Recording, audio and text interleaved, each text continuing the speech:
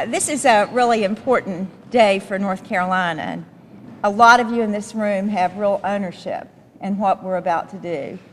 I'm about to sign into law 4 different pieces of legislation that all impact the public safety and the criminal justice system of North Carolina. And I want to call out some names of some legislators in the back here. Representative Tim Moore, thank you. Floyd McKissick, thank you. All of you, thank you. Representative Faircloth, Representative Tim Spear, Sarah Stevens, Alice Bordson. Alice, you and Ellie started this years ago. Thank you. We thought it would never happen. Secretary Young, are you here? And Secretary Keller is here with us. Jenny Lancaster, come on up here and join this group, please. Jenny has believed in this passionately, and we really appreciate it. Senator Bingham, are there others who are here? I call Senator Representative Hastings. And I want to send a special shout out to Representative David Geis. Many of you all know that he was one of the terrific leaders. He was the team leader for a lot of times working with Representative Bordson and others. And he is recovering in the hospital from hip surgery. I talked to him a while ago. He's giddy with happiness, so he obviously is still medicated. So. We also have Michelle Armstrong here. Michelle, will you stand up and let us welcome you? She's Laura's mama.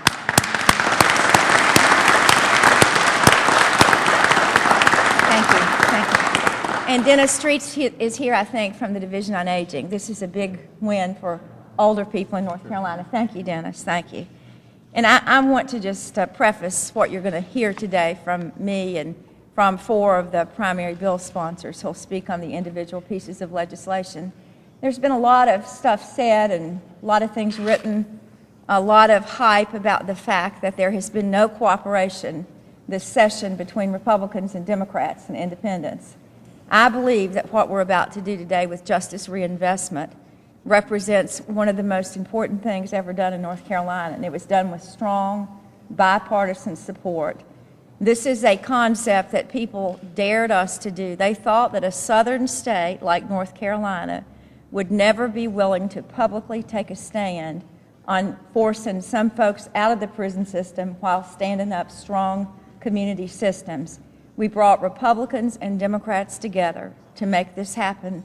And at the end of the day, I think it's going to change the whole public safety system in North Carolina. This is a big deal.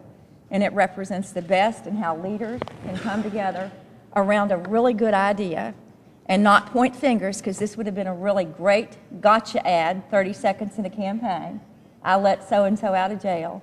There was a consensus not to do this.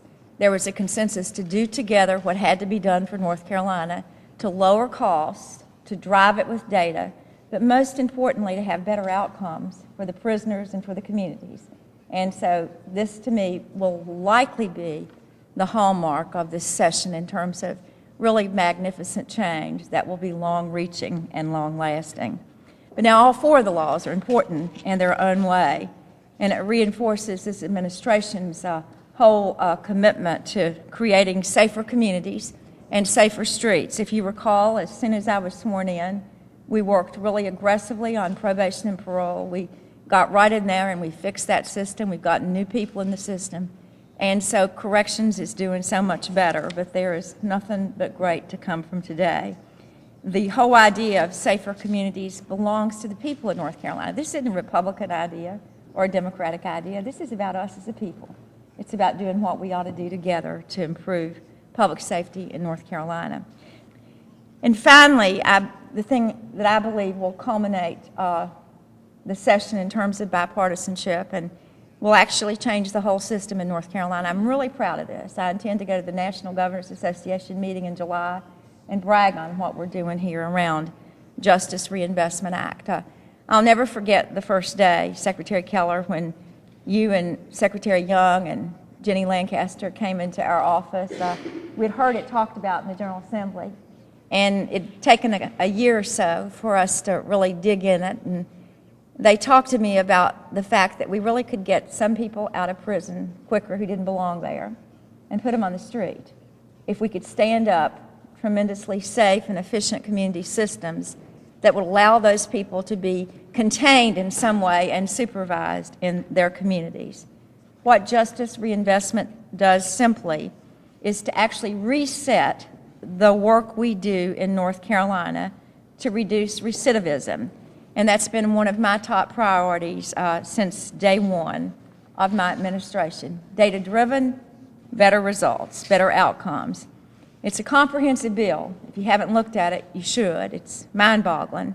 At its core, though, it saves taxpayers money, and that's a good thing, while it increases public safety, and it gets away from the cycle that we have in America, not just North Carolina, into turning criminals who end up in our prison system into career criminals who then get out on the street unsupervised and commit more crimes just to go back to the prison. For starters, we're going to be more efficient with how we confine our offenders. We're going to work with the Sheriff's Association, I believe, Donnie, I hope that there's money to do all this, to put those who receive a sentence of 6 months or less for a misdemeanor in county jail. Now that makes great sense. For years we've wanted to do that, but again, until you had this bipartisanship effort to not do 30-second ads about this kind of movement, there was a lack of political will to make those decisions. So this is a unified effort to keep folks who commit misdemeanors where it's more efficient, less costly, and where they can get really good supervision in a county jail and not a state facility. Al Keller, we thank you and the Sheriff's Association for working this out. We're going to work with local authorities to manage the capacity of their jails in those facilities easier. That means we're going to ante up some money to help pay for them and their staffers to do this. And we're going to do a better job. This is something that usually gets in everybody's crawl. You got to do a better job when somebody leaves the prison system. We need to do a better job with inmates as they finish their system. A piece of data that's shameful because of lack of resources, and it's true across the country, 85% of our prisoners currently leave the prison system with no supervision. No supervision. How do you like the idea of that in your neighborhood? Now, everyone who leaves our system will receive at least 6 months of supervised supervision. That's important.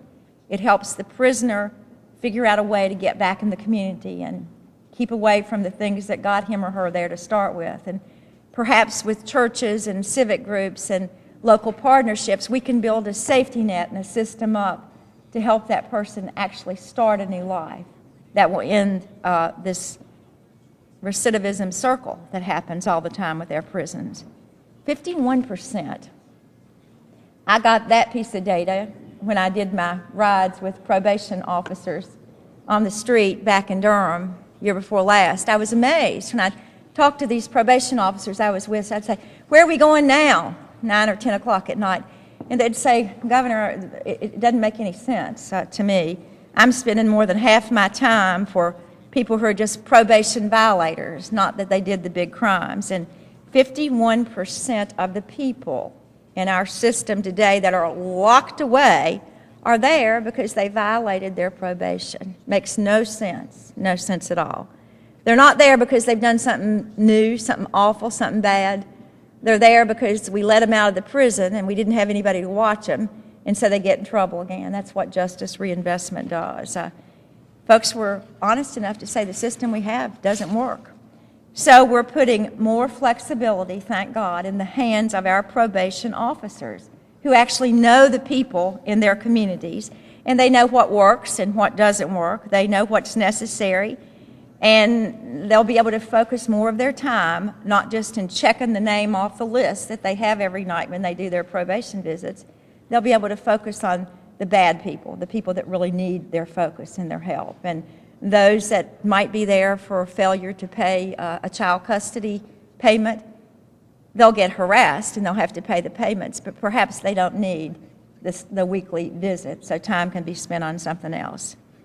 We're creating a new habitual breaking and entering felony so that the district attorneys will have the tools they need to lock people up who show up before them again and again and again in their courtrooms. A habitual breaking and entering felony. That's a good thing for North Carolina.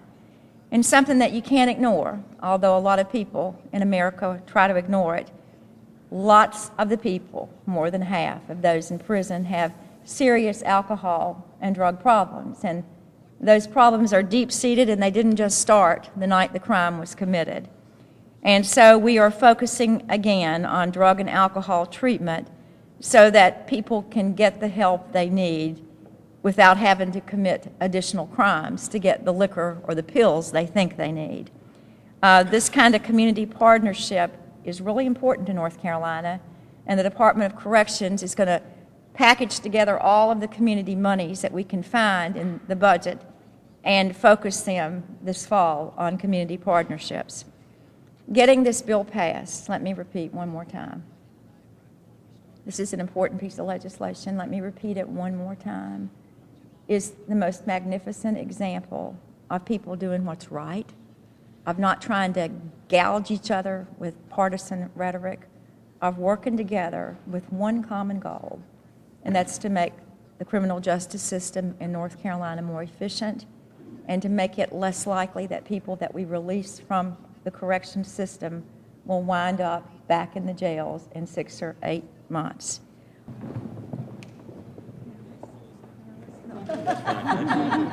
You see me take it back? Yeah, I see. Donnie Harris, for all the sheriffs of North Carolina. Thank you. Who else? Help me. Secretary Keller. Lancaster. Y'all, this is a big day for North Carolina. Thank you all for all your, give these legislators a round of applause.